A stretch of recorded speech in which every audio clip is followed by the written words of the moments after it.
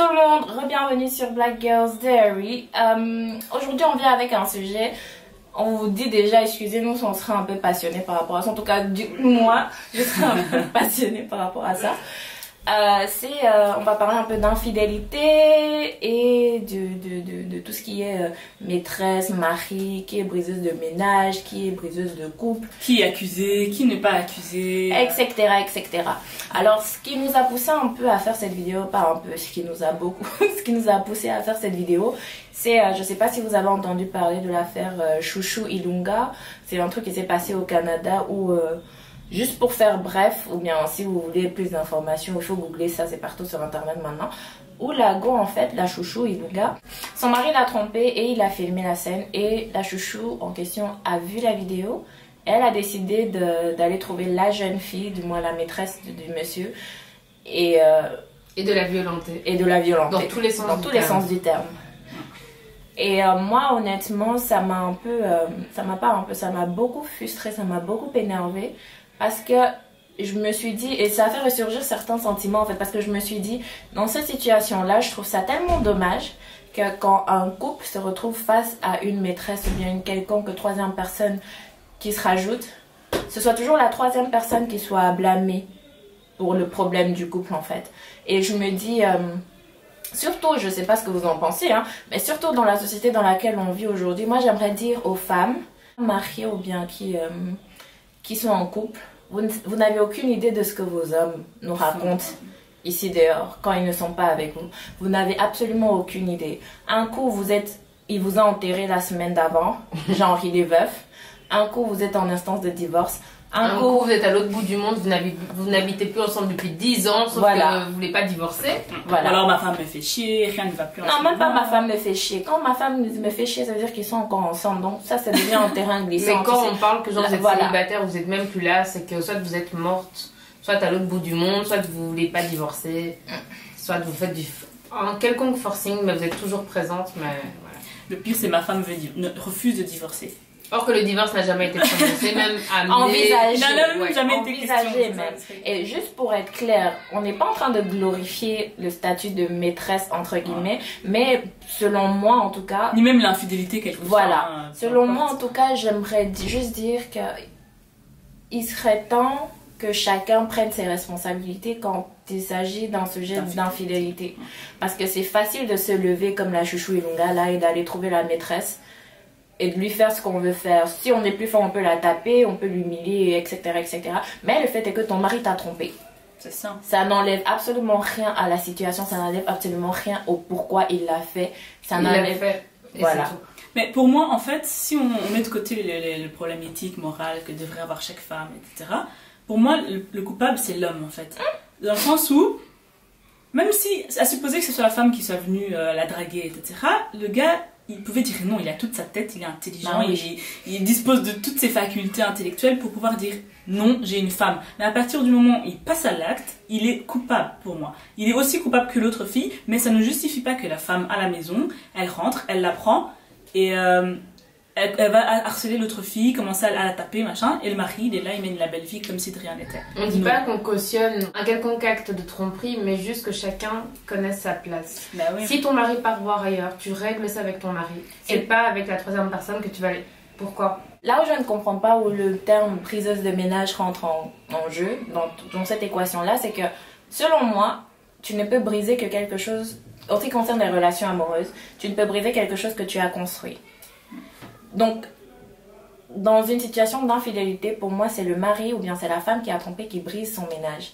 Ton couple, c'est ton mari qui t'a trompé qui a brisé votre couple. C'est lui qui a brisé l'engagement qu'il avait vis-à-vis de toi. Ça n'a absolument rien à voir avec la femme qui vient dehors et qui vient tenter sa chance. Parce que quand on dit on se marie pour le pire et le meilleur, là, ça englobe pas mal de choses.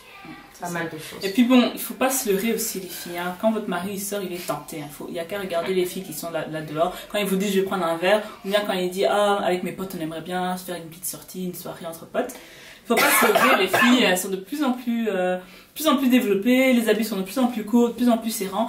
Donc faut pas être dupe non plus. Mais je trouve que dans cette histoire, même pour les femmes qui trompent aussi, hein, ça va dans les deux sens. dans l'histoire, c'est vraiment la personne qui est dans le couple à blâmer le plus, pas la personne qui vient de dehors, qui connaît même pas votre vie à la limite. Et comme elle a dit Farida au début, tu sais pas ce que la femme a raconté au monsieur. Et il y a des messieurs très convaincants ici, des femmes très convaincantes. Moi, il y a des gens qui vivent des doubles. Voilà, il y a des gens qui vivent des doubles vies. Moi, mais j'ai connu même des triples vies. Donc, enfin, allez, faut arrêter quoi de commencer à appeler là. Parce que moi, j'ai eu des coups où t'as des gens qui appellent l'ex en train de dire oui, arrête de parler à mon mec. Mais ton mec, il avait une vie avant toi, chérie. C'est même pas ça. C'est une question que si tu as un problème avec le fait que ton mec me parle, adresse-toi à lui, pas à moi, tu vois. Moi, j'ai rien à voir dans cette histoire. Et c'est à moi. Voilà. Mais non, mais c'est vrai, enfin, on avait dit qu'on allait être un peu passionnés. Hein, donc, on vous l'a prévenu, en tout cas. Mais surtout que moi, là, il y a aussi un point que j'aimerais rajouter, en fait, c'est que la femme ou bien l'homme qui se fait tromper, je crois que il faudra aussi se remettre en question. Voilà, il faudra aussi prendre conscience de votre responsabilité dans l'acte de votre conjoint qui l'a fait. Parce que moi, j'ai vu une situation, je l'ai vécu, une situation où le gars en question, il était en couple, mais dites-vous qu'on parlait tous les soirs. On parlait tous les soirs. C'est-à-dire que j'avais son horaire, je savais qu'à 18h pile, il était connecté pour qu'on se parle. Il vivait à Paris, moi je vivais à Bruxelles. C'est-à-dire que même me douter, même sachant que Farida est quelqu'un de très lucide, mais me douter qu'il y avait quelqu'un d'autre avec qui il partageait son lit, c'est-à-dire ça m'a même pas traversé un moment. Et la question que je me suis posée quand j'ai découvert tout ça, c'est que, mais toi la femme qui regarde ton mari tous les soirs sur sa tablette, sur Facebook, en train de parler à quelqu'un. Et c'était pas des conversations. Facebook par téléphone. Oui, c'était pas des conversations de 30 minutes. Non, c'était des conversations qui duraient des heures. Si tu vois ton mari, ton fiancé, parce qu'ils n'étaient pas mariés, ils vivaient juste ensemble, en train de faire ça, lundi, mardi, mercredi, jeudi, vendredi, à quel moment est-ce que tu le ramènes sur terre en mode oh, qu'est-ce qui se passe, tu vois? Ou bien à quel moment tu te poses des questions à savoir qu'est-ce qu'il fait? Non, tu vas juste venir un jour dans une fête, t'adresser à la personne et dire en fait, toi et mon mari, vous faisiez quoi? Tu vois, tu te respectes à quel moment, chérie? C'est ça. Mais je me dis, prenez vos responsabilités. Si jamais ton mari va voir ailleurs, au lieu de l'énergie que tu prends à aller voir l'autre fille, si tu veux vraiment sauver ton couple, prends du temps et demande-toi qu'est-ce qui n'a pas marché, où est-ce que j'ai manqué mon devoir de compagne, de femme, de fiancée, de copine, tout simplement. Ouais, non, de fils. Mais moi, ce qui me tue, c'est que, vraiment pour compléter ce qu'elle dit, à aucun moment la femme, elle ne s'assoit pour dire. Parce que je viens d'une communauté où l'infidélité, c'est devenu tellement banal que limite, on en rigole, quoi. Et ça, c'est pas normal déjà à la base. C'est pas normal. Mais le fait de constater que une fille, elle va apprendre qu'elle a été trompée, qu'elle est trompée, même qu'elle a une maîtresse, et que sa seule et principale énergie, ça va prendre sa voiture et aller embrouiller l'autre. Ou de savoir juste qui c'est, mais pas savoir pourquoi son mari l'a fait. Voilà, le respect est où? Le respect, il est où? Le respect de la fille elle-même, tu vois. On parle même pas de respect de l'autre individu. Non, le respect de la fille elle-même. Dernièrement, j'ai assisté à une dispute entre filles. On m'avait appelé pour venir un peu calmer le jeu. Et non, mais voilà. Et puis j'arrive, et puis j'entends, oui, c'est l'ex de mon mec. Mais je ne supporte pas qu'elle continue à lui parler, donc je vais la taper, nanana. Moi, ma première réflexion était, mais maintenant, si tu as un problème avec ton gars, pourquoi tu ne vas pas lui parler? Elle m'aurait, non, c'est pas ça. Non, mais t'es en train de perdre ton temps. De toute façon, dans cette histoire, qu'est-ce qu'elle va te donner comme réponse? Il n'y a que ton gars qui peut te répondre de façon honnête. Maintenant, si les réponses ne te satisfassent pas, bah, pars. Tout simplement. Et puis même si c'est quelque chose, parce que quand on ne se ment pas, une femme sait quand son gars la c'est trompe. Ça, elle le sait. Qu'on arrête de se mentir. Donc si c'est quelque chose que tu as décidé de cautionner dans ton couple, n'attends pas le moment où c'est la fois de trop pour commencer à péter des câbles. Et surtout ne viens blâmer personne d'autre que toi-même. Si c'est quelque chose que tu as laissé installer dans ton couple, vis avec ça. C'était normal. L'infidélité, c'est comme un champignon. Moi, je compare ça toujours comme un champignon dans une maison. Dès que tu vois la première petite tache noire, il faut faire tout pour qu'elle disparaisse. Parce que si tu laisses, il y aura une autre qui va apparaître, une autre qui va apparaître. Puis à un moment, ça va se connecter. Puis maintenant, ça va être première maîtresse, deuxième maîtresse. Je connais un gars comme ça. C'est que l'ex a une copine. Moi, non, l'ex a une copine. L'enfant, il avait première maîtresse. Et puis, il avait fille officielle, parce qu'ils étaient de deux nationalités différentes. Fille officielle de ce pays-là, puis fille officielle de l'autre pays. Maintenant, il avait première maîtresse, deuxième maîtresse. Comment vous expliquez ça maintenant?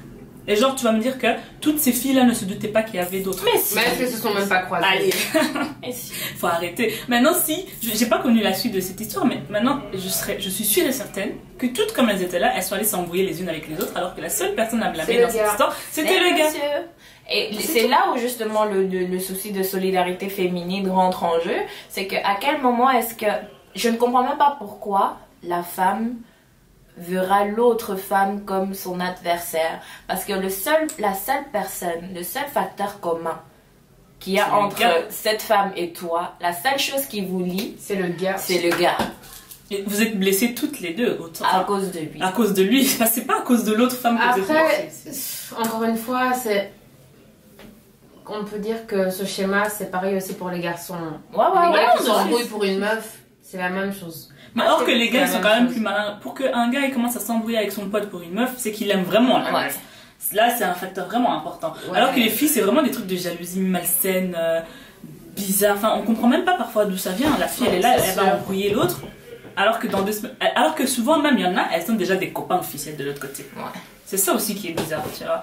Ça, c'est les bagarreuses seulement. Voilà. C'est les gars qui aiment la bagarre. C'est des filles qui aiment le show et puis c'est tout, tu vois. C'est vraiment chaud. Ouais, donc voilà. Notre conseil, c'est juste ça. Si vous avez quelque chose à régler, réglez-le directement avec la personne qui partage votre vie et votre lit. C'est la seule personne d'ailleurs à vous rendre compte. Parce que honnêtement, si moi demain je me retrouve dans le cas où je suis la maîtresse à quelqu'un, tu vas venir t'exciter devant moi, j'ai aucun compte à prendre. Et toi, on n'a pas ton temps sur toi. Mais oui, à la rigueur, je te connais même pas, tu vois. Je te connais pas. Enfin, je dis pas que... J'aurais dit encore, on n'est pas en train de glorifier tout ce qui est maîtresse. On cautionne rien, on est juste en train de dire qu'il faut faire la part des choses et être cohérent avec soi-même. Et puis respectez-vous aussi. Hein. Voilà, et se respecter aussi. On en a marre des gens qui se respectent pas. Vous faites n'importe quoi dehors, respectez-vous. Mais le respect, comme on dit, 2015 c'est l'année de la mort du respect. Ouais. Mais je crois que peut-être... Si on peut essayer de relever un peu la chose pour 2016, ce serait bien. Ouais, je crois qu'ici on va lancer une campagne de relevage de niveau. Le retour du respect. Parce que on le cherche, on le cherche. Ça fait 1 an et demi qu'on le cherche, on pense peut-être bientôt l'avoir retrouvé. On est en train de le traquer, on a des pistes, mais c'est ça en route, on arrive. Mais et puis il faut rester digne aussi, c'est une question de dignité avant tout. Et puis sachez que déjà l'homme quand il trompe, si c'est un coup d'un soir, il va passer au-dessus. Mais si c'est une relation où il s'est installé, où c'est quelque chose de continu, le physique même n'y est plus pour rien en fait. C'est juste que cette femme lui apporte quelque chose qu'il n'a pas à la maison. Donc la taper, s'énerver contre elle, faire tout ce que vous voulez contre elle, si elle est vraie, si c'est ce qu'elle est que votre homme allait chercher chez elle, ça va absolument rien changer. D'ailleurs, de mon point de vue, enfin ça a un peu rien à voir avec ça, mais de mon point de vue, à partir du moment où ton gars te trompe, qu'il a une maîtresse, je dis bien maîtresse, pas c'est vraiment le moment de t'asseoir et te dire pourquoi est-ce qu'il a besoin d'aller combler ce manque quelque part ailleurs. Alors que je suis là, je suis aimante, je suis une bonne femme, je suis bien. Qu'est-ce qui se passe? C'est l'occasion, c'est la seule chose c'est la seule question à vous poser.